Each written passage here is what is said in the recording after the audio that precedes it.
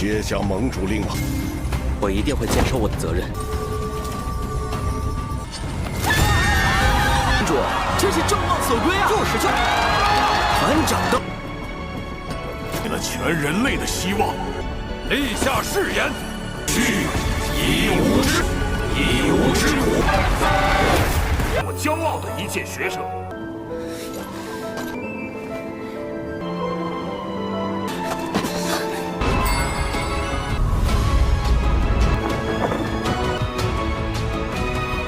Halo kalian semua, selamat datang di channel Donghua Master. Bagaimana kabar kalian semua? Mimin harap kalian semua baik-baik saja. Dan pada video kali ini kita akan melanjutkan alur cerita dari serial Donghua Throne of Steel episode ke-164. Dan sebelum kita masuk ke cerita terbaru, mari kita sedikit mengingat cerita sebelumnya. Yang dimana pada cerita sebelumnya kompetisi kuil telah bertarung kepada kompetisi babak final pertarungan antara Hou Chen melawan Li Zhengzi, yang dalam pertarungan tersebut walaupun Hou Chen kekuatannya berada di bawah Li Zhengzi, yang dimana Li Zhengzi level 9 tingkatan kelima sedangkan Hou Chen level 9 masih di tingkatan kedua, tetapi Hou Chen masih bisa bersaing melawan Li Zhengzi dengan bantuan binatang unicornnya Hou Chen, yang membuat kekuatan Hou Chen semakin meningkat, yang pada akhirnya Hou Chen mengakhiri pertarungan tersebut dengan menggunakan kekuatan domainnya, yang pada akhirnya bisa mengalahkan penetua Li Zhengzi, membuat kompetisi kuil pun dimenangkan oleh tim Fajar Cahaya. Dan juga setelahnya CR juga ditunjuk menjadi juara utama karena Hou Chen yang menyerahkan gelar ujian tersebut kepada CR. Tetapi setelahnya Hou Chen ditunjuk untuk menjadi ketua kuil aliansi baru mereka, karena yang menang pada kompetisi ini akan menjadi ketua kuil, dan itu merupakan inti cerita pada cerita sebelumnya. Kalau gitu pun sekarang langsung saja kita masuk ke bagian cerita terbaru. Cerita ini berlanjut dengan diperlihatkan di kondisi dari perkotaan, yang di sana terlihat banyak orang-orang telah mendengar bahwasanya Hou Chen akan menjadi ketua aliansi yang baru. Hal ini membuat banyak orang menjadi bersemangat karena ini merupakan pertama kalinya mereka memiliki seorang pemimpin yang sangat muda, bahkan umurnya masih 20-an tahun. Tetapi tak disangka akan menjadi ketua aliansi baru mereka, dan juga mereka telah percaya dengan Hou Chen karena dalam kompetisi kuil kemarin Hou Chen telah menunjukkan kekuatannya dan bisa mengalahkan penetua Li Zhengzi. Dan pada malam hari ini juga merupakan acara dari upacara pengangkatan Hou Chen agar menjadi resmi ketua aliansi mereka yang baru. Singkatnya pun upacara pengangkatan Hou Chen menjadi ketua aliansi telah dimulai. Hou Chen登场。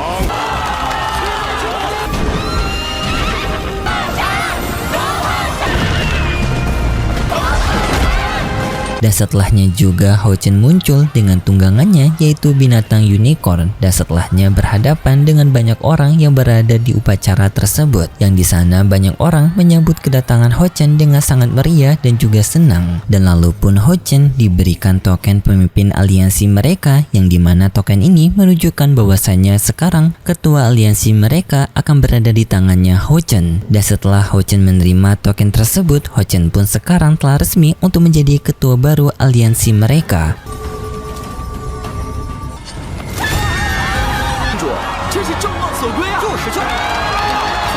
Dan setelahnya banyak orang bersorak meriah untuk merayakan keberhasilan Hou Chen menjadi ketua aliansi mereka. Dan di sana juga Hou Chen sedikit menceritakan kenangan masa lalunya kepada semua orang mengenai perjuangan Hou Chen yang dari bawah, yang dimana dulunya Hou Chen merupakan seorang anak kecil yang memiliki cita-cita untuk menjadi seorang kesatria pelindung. Dan cita-cita itu juga muncul karena melihat ibunya Hou Chen yang mengalami kondisi sakit-sakitan, membuat Hou Chen ingin melindungi ibunya. Dan setelah Hou Chen diangkat menjadi seorang kesatria, Hou Chen juga melewati banyak rintangan yang ada, seperti melawan para pasukan musuh sampai masuk ke dalam medan pertempuran besar menghadapi para lawan yang sangat kuat. Bahkan Hou Chen mengakui dirinya sering sekali menghadapi situasi hidup dan mati dalam peperangan besar di garis depan. Orang-orang yang mendengar itu cukup kaget karena tak menyangka Hou Chen yang masih sangat muda telah banyak melewati medan peperangan yang sangat berbahaya. Setelahnya Hou Chen menenangkan menenangkan semua orang setelah dirinya menjadi ketua, maka di sini Ho Chen berjanji akan berusaha keras untuk melindungi mereka semua dari serangan pasukan musuh. Perkataan itu pun semakin membuat orang-orang di sana menjadi lega karena Ho Chen yang memiliki pendirian melindungi mereka. Namun setelahnya Ho Chen juga mengatakan bahwasanya mereka sekarang tidaklah selamat karena perdamaian yang mereka rasakan sekarang merupakan perdamaian sementara, yang dimana peperangan sekarang masih tetap berlanjut sebelum pihak musuh dapat mereka kalahkan secara total. Jika pihak musuh tetap ada, maka perdamaian tidak akan pernah ada dan mereka akan selalu dihantui oleh para pasukan musuh yang tidak ada habisnya. Dan untuk mencegah hal tersebut, Ho Chen memberitahu kalau dirinya telah mendiskusikan hal ini kepada aliansi lainnya kalau mereka akan membentuk tujuan aliansi yang baru, yang dimana semua pihak aliansi setuju dengan rencana tersebut, yang dimana Ho Chen memberitahu bahwasanya sekarang merupakan giliran mereka yang melakukan serangan balik kepada pihak musuh untuk benar-benar bisa mengakhiri peperangan ini dan memberikan kedamaian yang nyata. Dan untuk mereka bisa memenuhi tujuan tersebut, Ho Chen meminta kepada semua orang untuk bekerja sama, yang dimana perkataan Ho Chen tersebut disetujui oleh banyak orang-orang di sana dengan mereka yang akan mendukung Ho Chen. Dan juga setelahnya keenam aliansi juga membentuk ikatan baru mengenai tujuan aliansi mereka yang baru ini, yaitu dengan mereka yang mengikatkan seluruh token pemimpin mereka.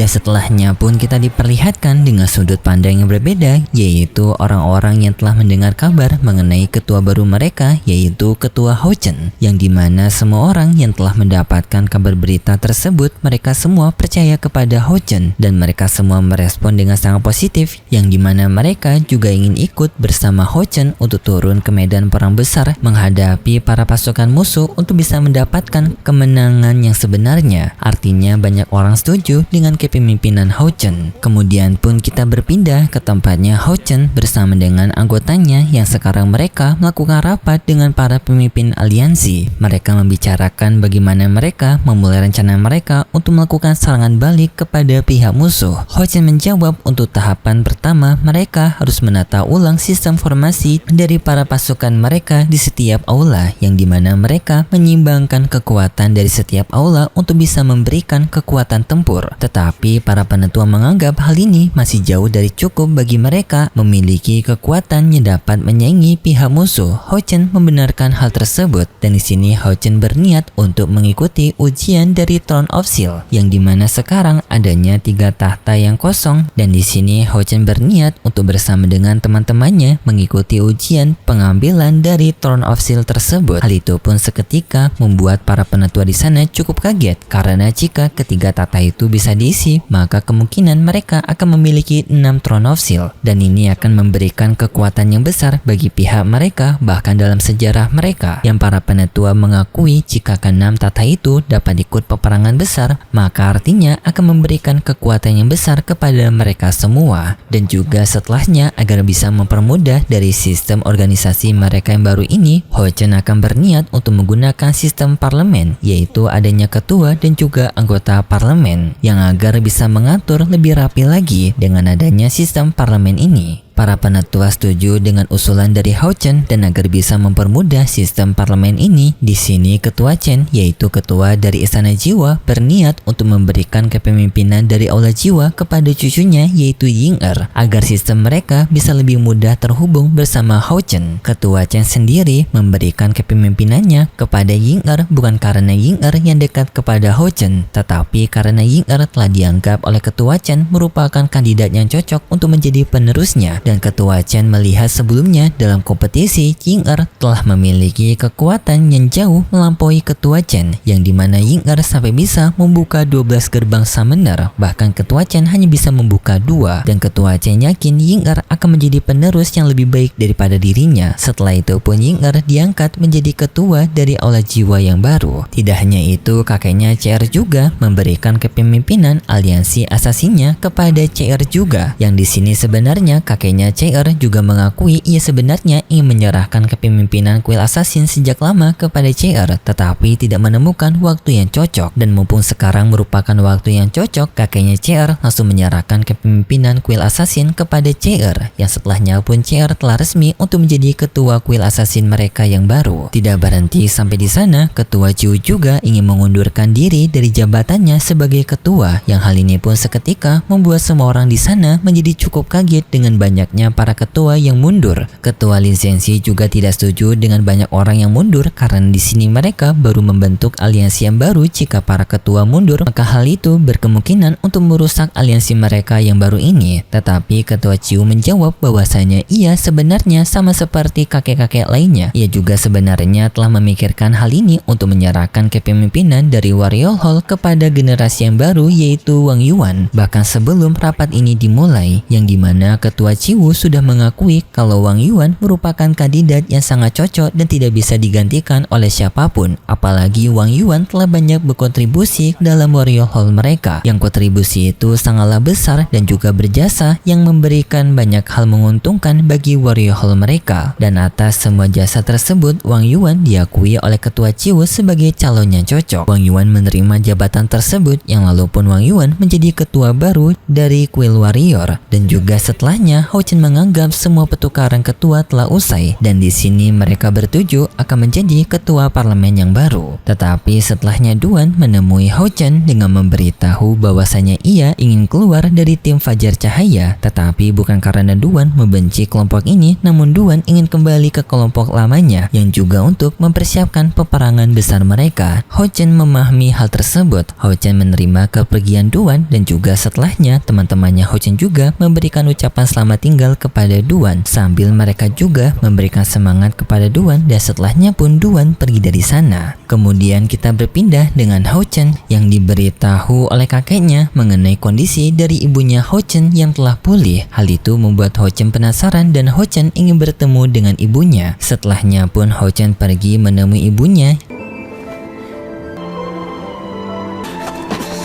yang di kediaman ibunya. Hao Chen bertemu dengan ibunya yang tampak kalau ibunya Hao Chen sekarang tampak begitu sehat, yang hal ini pun membuat Hao Chen menjadi sangat senang. Dan setelah Hao Chen menghampiri ibunya Hao Chen tiba-tiba saja menuntun Hao Chen ke tempat lain sambil menunjuk kepada seseorang dan memberitahu adanya seseorang yang telah menunggu Hao Chen. Hao Chen melihat orang tersebut dan di sana Hao Chen kaget karena itu merupakan ayahnya.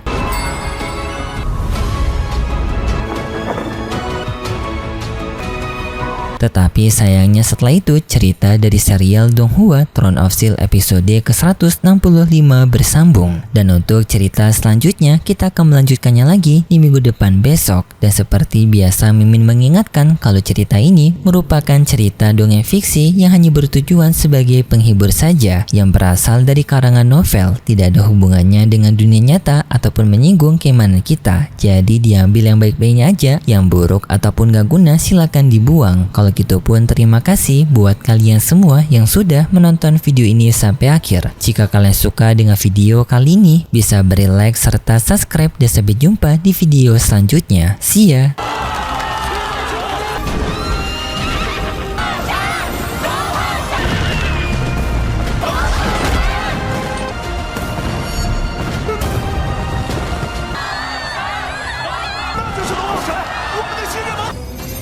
接下盟主令吧，我一定会坚守我的责任。盟主，这是众望所归啊！就是就，团长的，为了全人类的希望，立下誓言，去以武之苦，我骄傲的一切。